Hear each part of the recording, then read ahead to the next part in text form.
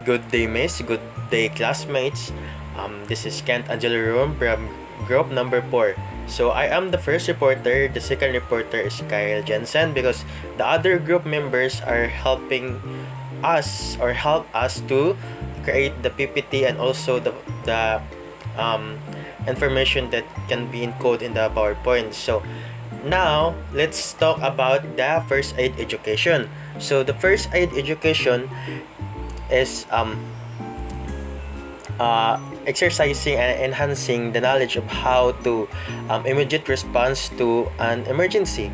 So right now, let me show you the table of contents. There are the first aid essentials, characteristics, roles, emergency and principles, rescue, transfer methods, and bandaging. So first, what is first aid? So first aid is an immediate care given to a person who is injured or suddenly ill.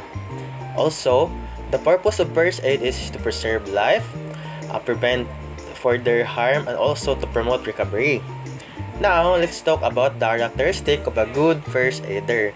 So a good first aider must be observant, resourceful, gentle, also tactful. But most importantly, first aider must be sympathetic and also confident of what he or she is doing. Now, the rules of responsibilities of a first aider is that does not act to a doctor. Here are the following list of their responsibilities. They are not acting like a doctor because their duty is to immediate response to a ill patient. They can give medicine. They can do the duties of doctor. They're just responders or called first aiders. So now let's talk about the general directions for the first aid. So the general directions are stay calm, also do not panic and ensure safety, and secondly, check the vital signs, conduct if there is an injury in the patient, and also by that you can give the first aid if there is an injury or open wound in the patient. Keep the patient lying down or in a dorsal recumbent position or in any comfort position that can harm to the patient. Also, do not give fluids to unconscious one because they're unconscious. And now, let's talk about the basic life support or BLS. What is the basic life support? So basic life support is containing like the primary one is the CPR is to maintain the breathing or circulation.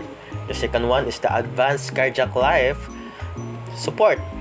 So advanced cardiac life support uses the medical equipment for breathing or circulation. Mauna na ang kanang mga first aiders nga naka-assign sa ambulance. Now, the third one is prolonged life support. So prolonged life support is a post-resuscitation and a long term. So mauna na siya ang pag-response para ang patient kay ma-okay na in as soon as possible. So next slide is let's talk about the chain of survival. So chain of survival is an early access called emergency services. Also, it is early CPR or while waiting for AMS or emergency or AMS.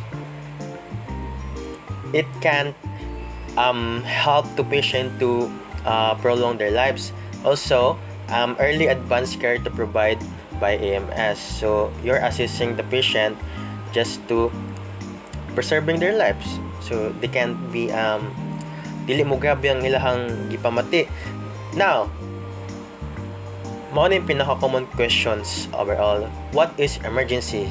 So, emergency is a sudden severe or medical traumatic situation that without immediate care may cause serious health risks, impaired body function, or ang pinaka-risky is ang death. Mo na ang definition of an emergency kung unsay nahitabo sa patient.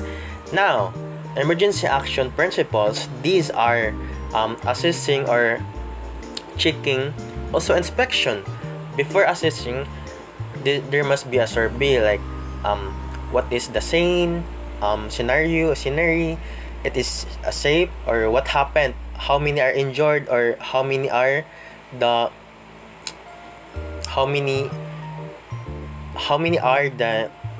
need to be treated. Also, you must ask that are there helpers that kanang provided the first aid na, or maybe you must obtain the the most important is you must obtain the patient consent before giving the first aid, because it is really important and it is for patient safety and privacy also. Now, assessing the responsiveness, you must check the alertness, verbal response, pain response, unresponsiveness, protect the spine and injury for the suspected, because if the spine if the spine ang kanang among na gyud kay it is very crucial and mag-serve as 50-50 for saving their lives, and that is for the assessing responsiveness. Now, let's talk about the information to provide when calling for help. Now, when calling for help, you must report it, the situation, or where is the location, also the number of injured persons, also extent of injuries or first aid given, their phone numbers, their names, age, and also their medical backgrounds or ilang previous na sakit, something inana.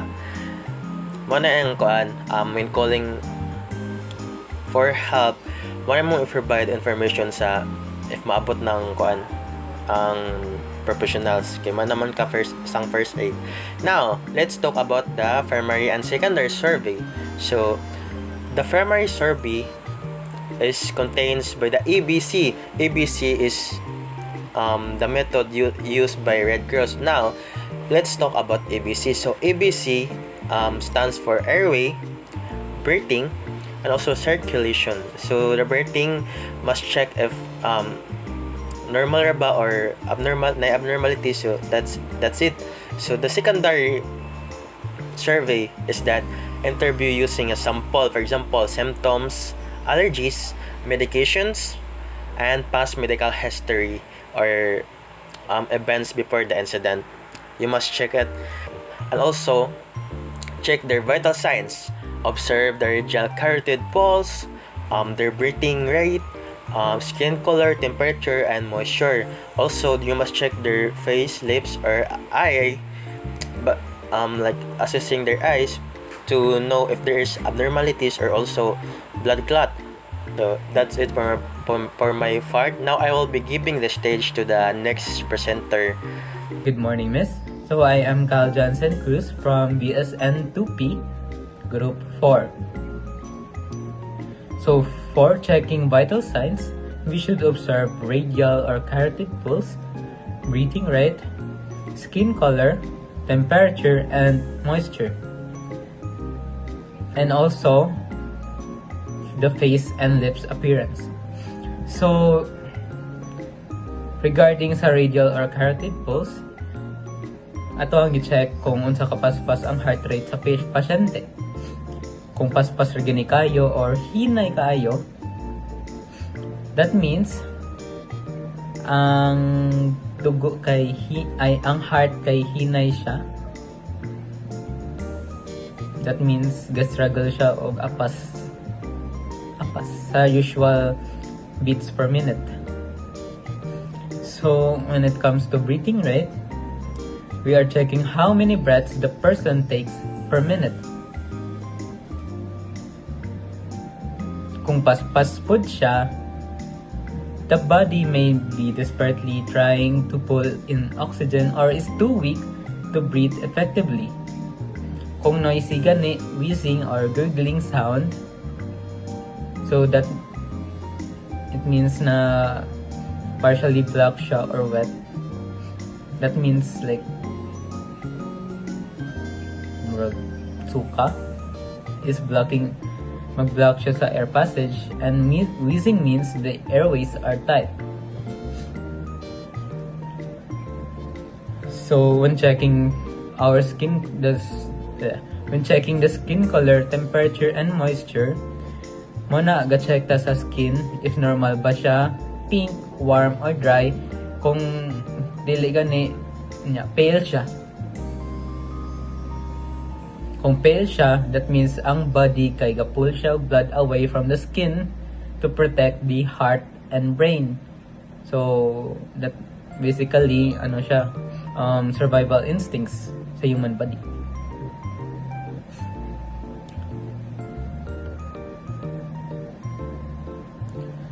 For face and lips appearance naman, ato ang gikatanaw ang color sa lips and the person's overall awareness. So, sa atong lips gani, kung blue siya, para sa ato ang PPT, kamay ra ang small vessels sa atong lips, and that means oxygen issues. So, when the patient is unresponsive or disoriented, that means dili wala siya ga-receive og enough blood or oxygen, or under the influence of drug or injury. So next slide, we have emergency rescue. We have to move the patient only if there are fire or explosion risk, toxic gas or low oxygen, traffic danger, risk of drowning, danger of electrocution, and collapsing structures. So ang risk sa atong fire or explosion kay matakabalo o makuan ang ilang body or ato ang body. So atong himuon, ato siyang i-drag away from that place or area.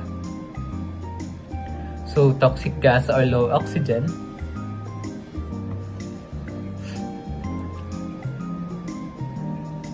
for toxic gas or low oxygen, dapat ato ang we should rapidly move the patient out of the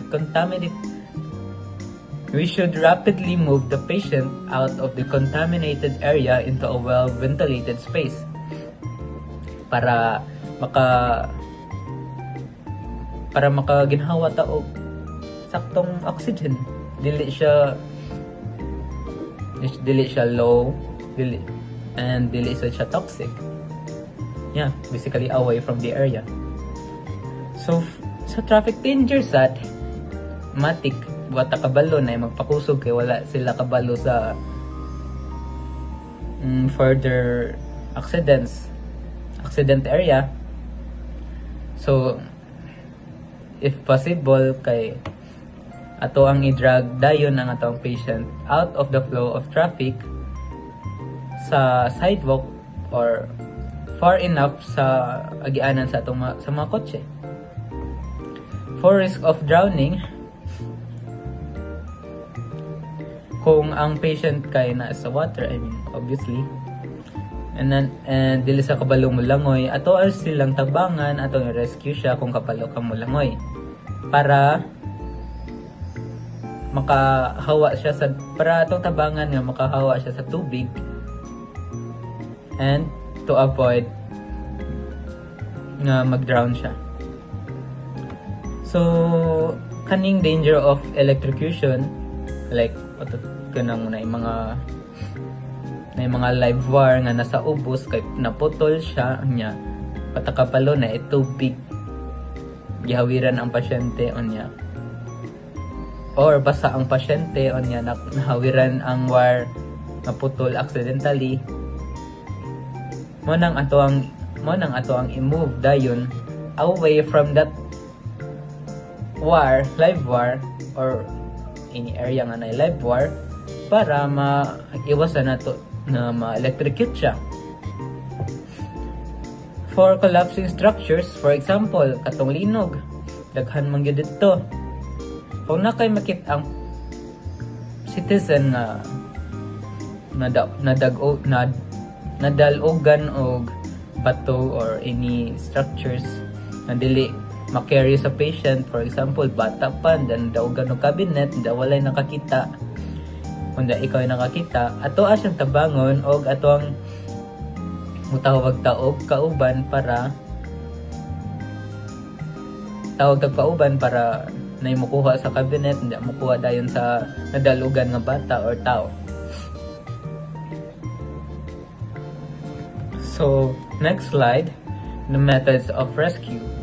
We have 3 methods: drag or pull the patient if alone, use carries, flips, or drags based on situation. Kung dili gud makabarog ang tao, ang pasyente, and ensure rescuer safety at all times. So, sa ato ang drag or pull the patient, kung ikaw ra gud isa, no choice gud, imuha na lang i-drag, and dapat diretso jud ta kay we never know. And for carries, lifts, or drags, applicable siya if dili gud makabarog ang pasyente or what. And when it comes to ensure the rescuer's safety, kay kung dili safe ang rescuer, siya na dapat i-rescue, saan naman mabawasan ang rescue, so manawag na sa ta makuha na atong time. So for factors in choosing transfer method, we should consider injury severity, patient size, first aider strength, number of helpers, route and distance, and available equipment. So first, for injury severity, kung ato ang pasyente kay na ay suspected spinal or head injury, mag-require gid na siya og transfer method nga kailangan jud og maximum support and Amerikano. So ang mga Amerikano kay tag-as kaayo, mga 6-footer halos, na ikaw kay nara ka sa mura na gamay. Kaya dapat gud ka manawag og kauban if possible, kay dili man na nimo kaya, kay wata ka balo, matandog na to ang injury sa pasyente, dako ra pa kayo. So lisod na. So for first aider strength,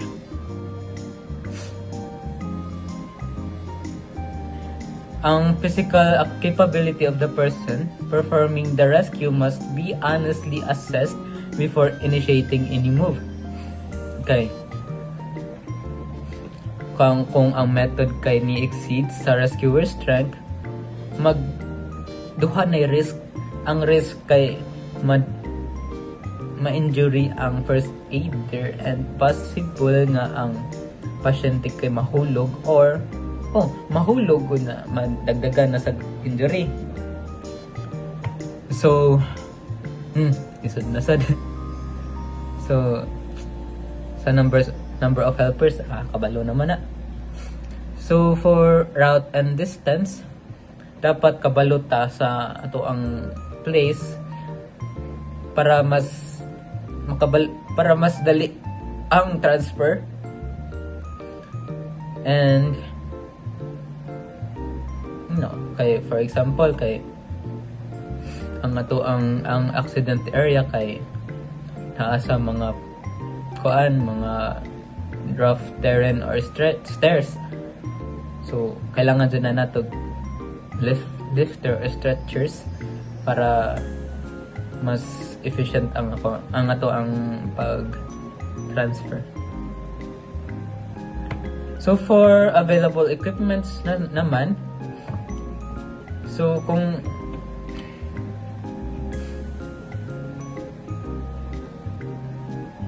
sa available equipments naman, dapat naagid ang mga essential ones unta, pero patakabalo sa environment kay dili man tanan health critic gyud, mga first aider, mga minor injury ra man na.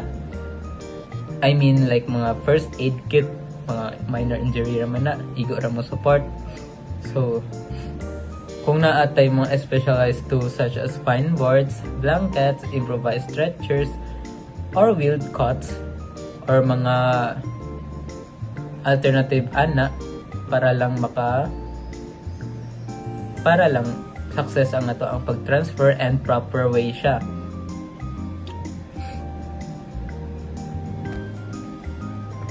So these are the guidelines in transferring a patient. We should keep the airway open, atong kontrolon ang bleeding, atong i-maintain sad ang body alignment, ato asang i-monitor ang condition sa pasyente, and dapat sad jud ang ato ang bandages kay secure jud siya. And we have to move the body as one unit. And of course, the taller rescuer should support the head side and use the proper body mechanics. So now we're here to methods of transfer. Number 1, we have the one-man method. We should assist the patient to walk if kaya sa pasyente nga makalakaw siya. And we have to carry in arms, like ato ang mo ana sila nato para mulenta og strength nga makatindog siya, may na lang. So sa pack strap carry, fireman's carry, blanket drag, armpit or shoulder drag, foot drag, or incline drag. So for methods of transfer, there is number 2, the two-man method. The two-man method, we have the two-man walk assist, forehand seat, hands as a litter, and extremity carry. So unsa man ang forehand seat, hands as litter, and extremity carry. So forehand seat kay muna ang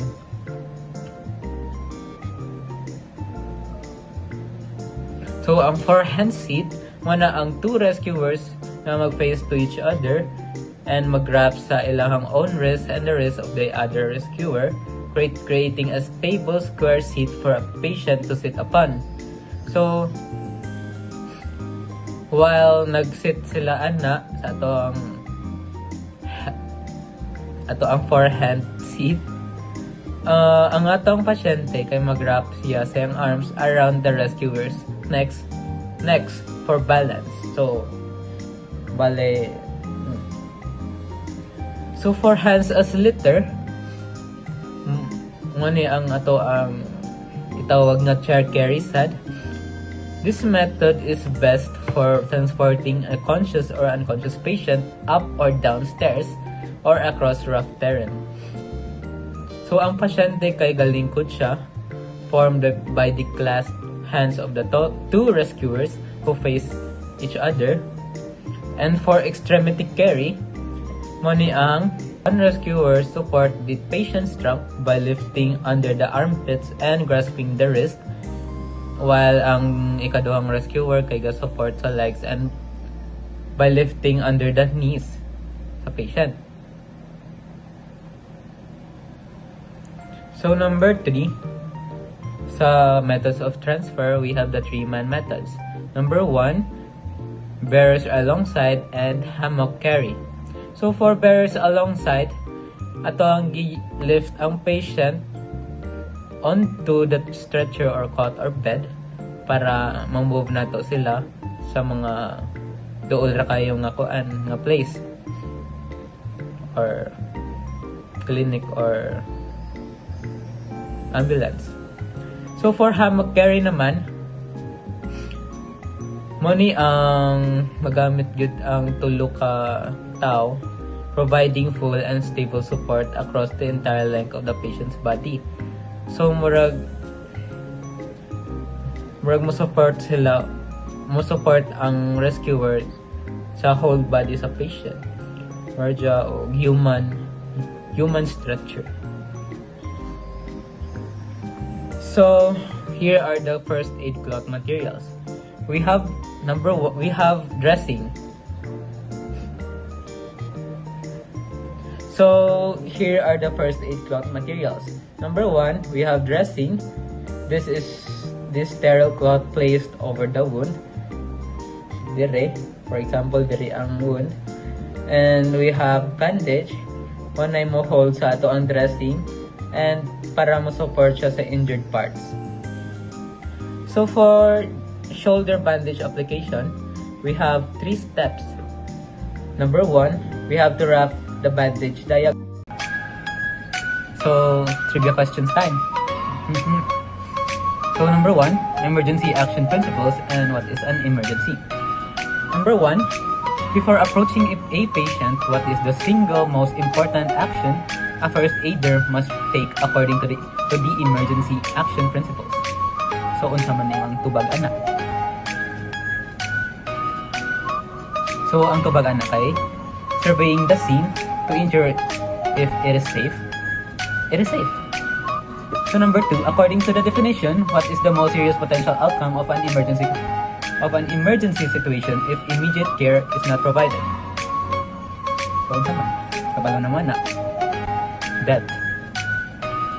So, number 2, for roles and responsibilities and general directions. When professional help arrives, what is the first aider's key responsibility regarding the patient's care? Our answer is to transfer care to the medical professionals. So next question, if a patient is unconscious, what critical action is strictly prohibited because it poses a risk of choking or aspiration? So we should not give fluids to the unconscious patients. So next question, for basic life support and chain of survival, what is the core purpose of cardiopulmonary resuscitation or CPR within the basic life support model? So ang atong answer kay to maintain breathing and circulation. So number 2, our next question, according to the chain of survival, what step must a first aider perform while waiting for emergency medical services or EMS to arrive? Atong answer kay early CPR. So when it comes to when assessing responsiveness, if the patient doesn't respond to the aider's voice, what is the next step to check the reaction? Our answer is to check the response to pain. Next question, in the primary survey, which 2 critical steps require a specific time limit for the first aider to check? 5 seconds for one, 10 seconds for the other. Breathing or circulation? Yes, kung ni-answer mo circulation, correct mo. When calling for emergency help, besides the location and situation, what must be the first aider always provide to ensure callback capability? The phone number used and the name of the first aider. So, in the secondary survey sample acronym, what does the letter L stand for? So, sakto ka. Last oral intake. For emergency rescue, what are the 2 examples of a life-threatening environmental hazard that justifies moving a patient with a suspected spinal injury? Fire or explosion risk and or toxic gas or low oxygen. Besides being hit by a vehicle or traffic danger, what specific water-related risk forces the first aider to move a patient immediately? Specific water-related, that means risk of drowning. For methods of rescue and transfer guidelines, What is the most crucial rule that it dictates the priority of all rescue and transfer methods? We should ensure rescuer safety at all times. So when performing an emergency move by yourself, which type of simple technique is generally preferred? Ito man, katong blanket drag or armpit shoulder drag. Sakto ka kung may answer ka og drag or pull. Sa number 8, factors in choosing transfer method. Besides the patient size and the first aider's strength, what is a key environmental factor a rescuer must consider when selecting a transfer route? Ang answer kay route and distance. If rescuers suspect a patient has a severe spinal injury, which factor immediately limits the choice of transfer methods to those providing maximum support? Ang saman to, katong nakabullet asaan ni. So ang answer kay injury severity. Second to the last, the 2-man and 3-man transfer methods. Which 2-man carry method creates a stable seat by having the rescuers grasp each other's wrist and is best for a conscious patient who can use their arms for support? The answer is the 4-hand seat. And which 3-man carry method involves all rescuers standing on one side of the patient to lift and move them sideways onto a receiving surface, like a bed or stretcher. Bearers alongside. So last topic, which is the first aid cloth materials and bandaging. So number 1, what is the key difference in the use between a dressing and a bandage? So ang dressing kay ma-place over siya sa the wound. Ang dressing kay place siya over sa wound, while the bandage holds the dressing or supports an injured part. Number 2, in a shoulder bandage application, where are the ends of the bandage tied? So answer kay, the ends are tied under the opposite arm using a non-slip knot. So that is all.